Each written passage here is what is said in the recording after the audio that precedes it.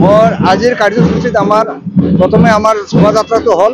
এতিয়া আমাৰ আছে আমাৰ মাৰাই পূজা আছে। আজি মাৰাই পূজা হ'ব। আজি মাৰাই পূজাৰ পিছত আমি আমাৰ ভোগ নিবেদন কৰিম।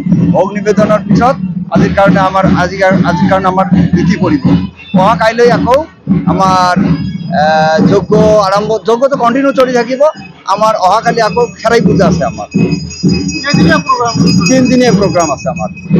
আমাৰ লাষ্ট দিন আমাৰ যিদিনা 22 তাৰিখ পূৰ্ণাহুতি মাঘী পূৰ্ণিমা। প্ৰত্যেক বছৰে হয় আমাৰ মাঘী পূৰ্ণিমাত পূৰ্ণাহুতি হয়। সিদিনা প্ৰত্যেকজন ভক্তই নাৰিকল আমাৰ ইয়াতে সম্প্ৰদান কৰে। এই নাৰিকলেৰে আমি যজ্ঞত পূৰ্ণাহুতি দিওঁ আৰু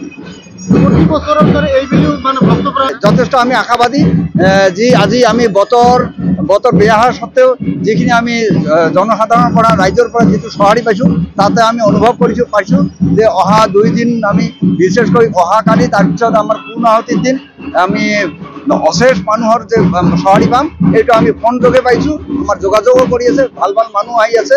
আমাৰ বাহিৰৰ পৰা বহুত মানুহ আহিব বুলি আমাক ইতিমধ্যে জনাইছে।